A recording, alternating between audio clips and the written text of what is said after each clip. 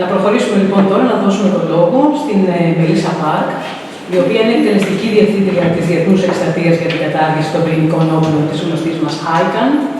Όπως ακούσατε, όλοι οι προλαλήσαντες είναι μέλη και επίσης της ICAN. Η κυρία Παρκ είναι από το Σεπτέμβριο του 2023 στην θέση της εκτελεστικής διευθύντριας της ICAN.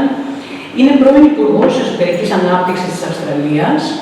Θήτευσε στο Αυστραλιανό Κοινοβούλιο το 2007 έως το 2016. Πριν την εκλογή της, εργάστηκε ως Διεθνής Νομικός Σύμβουλος του ΟΗΕ στο Κόσοβο, τη Γάζα, τη Νέα Υόρκη και το Λίβανο μεταξύ 1999 έως 2007. Το διάστημα 2017 με 2021 υπηρέτησε ως εμπειρογνώμονας του ΟΗΕ στην Ιεμένη εκ μέρους του Συμβουλίου Ανθρωπίνων Δικαιωμάτων του Οργανισμού για να διερευνήσει παραβιάσεις ανθρωπίνων δικαιωμάτων που άπτονται του διεθνούς δικαίου κατά τη διάρκεια της σύγκρουσης στην Ιεμένη. Ms. Park, you have the floor. Thank you very much for being here. Γεια σας.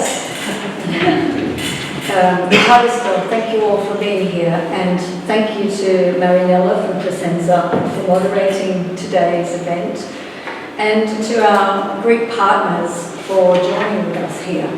We have Kostas from Naturefriends, Nikos from World Without War, Maria from IPPNW, and of course Karen from Peace Boat. Who's not a Greek partner. And I want to acknowledge the long history of the Greek anti-nuclear peace movement, particularly to acknowledge Nikos Nicoforidis, a young man who was executed in Thessaloniki in 1951 for simply getting people to sign the Stockholm anti-nuclear repeal, essentially doing what we're doing today. And he was executed for that. Also in 1963, Georgios Lambrakis was a medical doctor and a member of parliament, a member of the Hellenic Parliament, who brought the anti-nuclear movement to Greece and was assassinated in Thessaloniki. And I want to acknowledge two Panos, Trigasis, a long-time peace activist here, who I understand you're organiser of these awards that will happen on Monday in honour of Nikos Nicoforidis. Are you coming? I won't be here, I'm sorry, I'll be in New York for the General Assembly, UN General Assembly, but I certainly have my very deep thoughts with you all and with Nikos for the bravery of those who've worked in this movement for a long time. So we're here in Athens as ICAN, the international campaign to abolish nuclear weapons, to congratulate Athens on being the 12th NATO capital city to join the ICAN Cities Appeal, in which cities in nuclear-armed and allied countries like Greece reject nuclear weapons and call upon their national governments to join the Treaty on the Prohibition of Nuclear Weapons. Other NATO capitals that have joined this appeal include Washington DC, Paris, Berlin and Rome. And of course,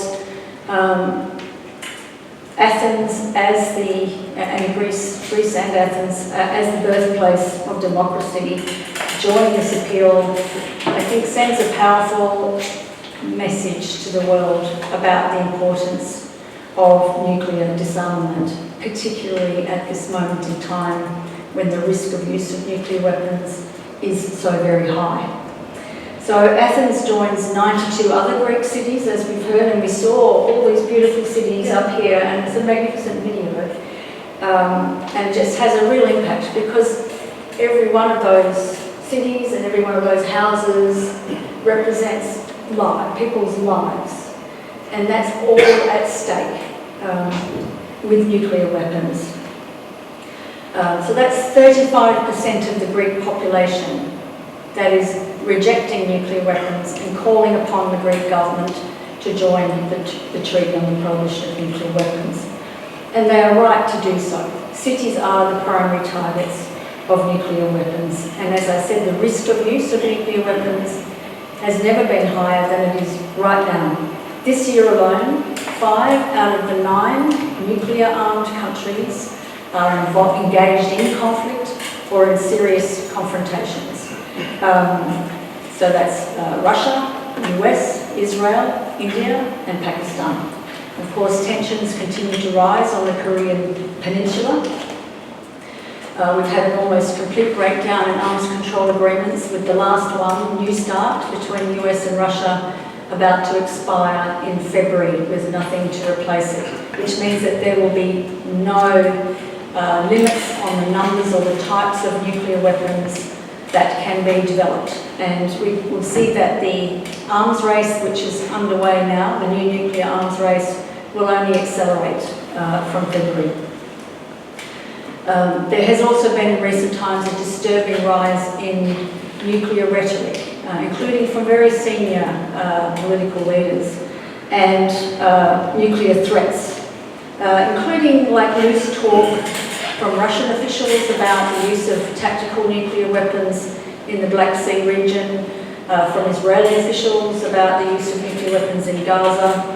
And when we're talking about tactical nuclear weapons, some people have the impression that these are quite small, but you have to remember that the bombs that were dropped by the US on Hiroshima and Nagasaki 80 years ago this year, that killed 250,000 people and harmed many more, would today be described as rather small tactical nuclear weapons. Modern nuclear weapons are enormous. They are thousands of times more destructive than the most powerful conventional bombs, and they have unique radiation effects that cannot be confined in space or in time. Any use of nuclear weapons in this region, whether or not targeted at Greece, would cause severe humanitarian consequences in Greece. It would cause environmental devastation in the Mediterranean region and economic chaos as trading routes would be disrupted. Of course, Greece used to host nuclear weapons, US nuclear weapons, and very sensibly had them removed in 2001. But Greece is a member of the NATO military alliance, which describes itself as a nuclear alliance.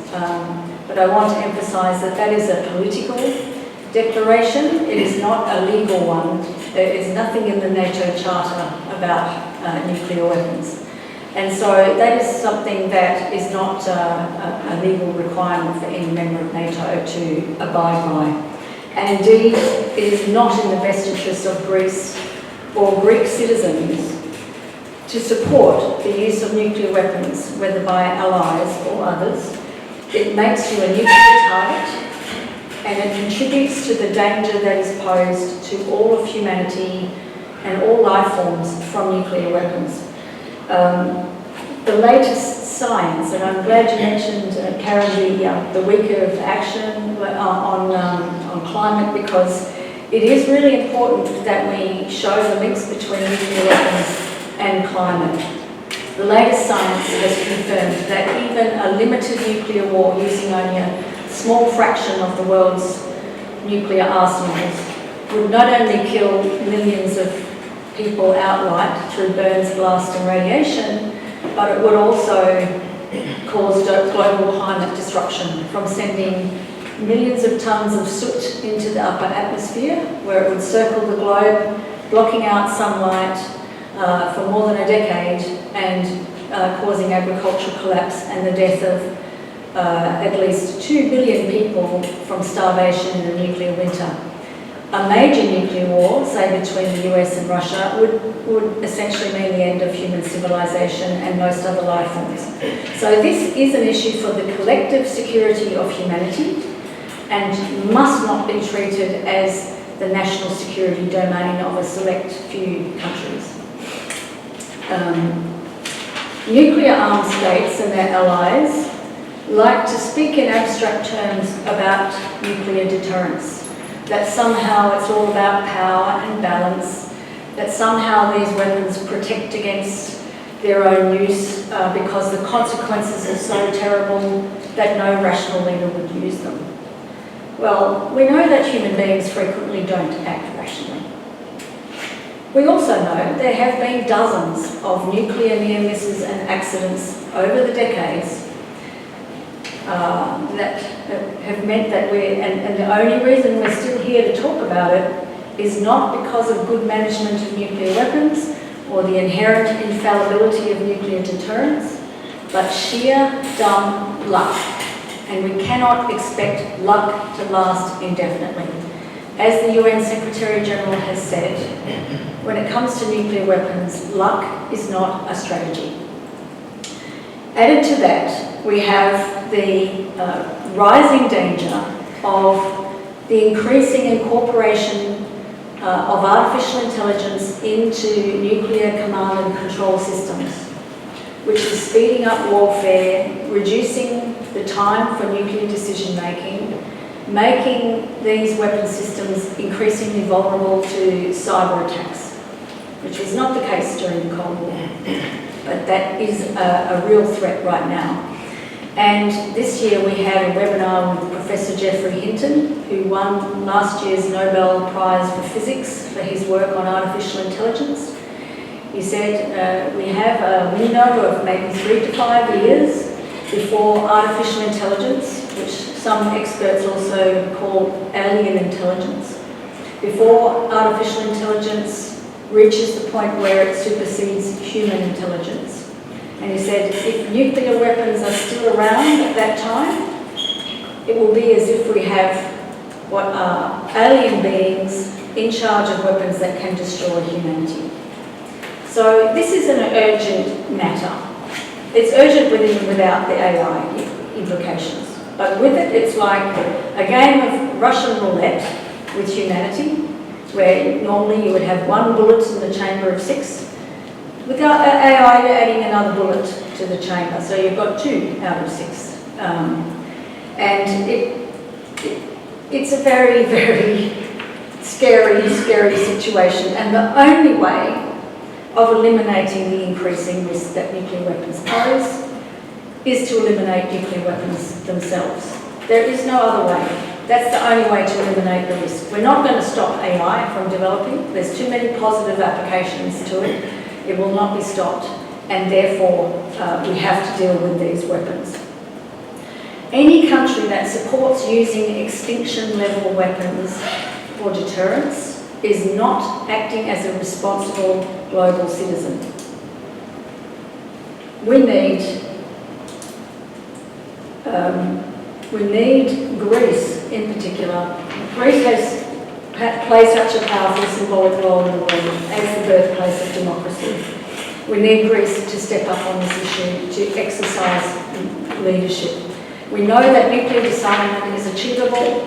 Presidents Reagan and Gorbachev met back in the late 1980s, and they met in Reykjavik and almost agreed to eliminate nuclear weapons altogether. They didn't quite get there, but they did agree to drastically reduce the numbers of nuclear weapons in the world. There were around 70,000 at the time, and now there's 12,500. Still 12,500 too many, but now we need to go and finish the job. It is achievable. We have a treaty on the prohibition of nuclear weapons that provides the pathway under international law for nuclear-armed countries to disarm in a time-bound, verifiable manner. Dinosaurs did not have the option to avoid the asteroid that made them extinct. But nuclear weapons are not a part of the natural world that we are doomed to suffer. We can choose to eliminate the existential threat they pose by eliminating the weapons themselves. And of all the global challenges that humanity faces, this is the least complex. Humans built nuclear weapons and humans can dismantle them. What is required is political will and leadership. And thus far, it has been leadership coming from civil society, from cities like Athens and the other 92 Greek cities that have joined the Cities Appeal, and it is the global majority of nations that have joined the UN Treaty on the Prohibition of Nuclear Weapons. Those are the people and organisations showing that leadership. And so we would like to see Greece, again, I say, as the birthplace of democracy, to join the global majority, to take the path of dialogue, diplomacy and disarmament, rather than that of confrontation, militarisation and proliferation. To be on the right side of history and not the end of history. So, thank you.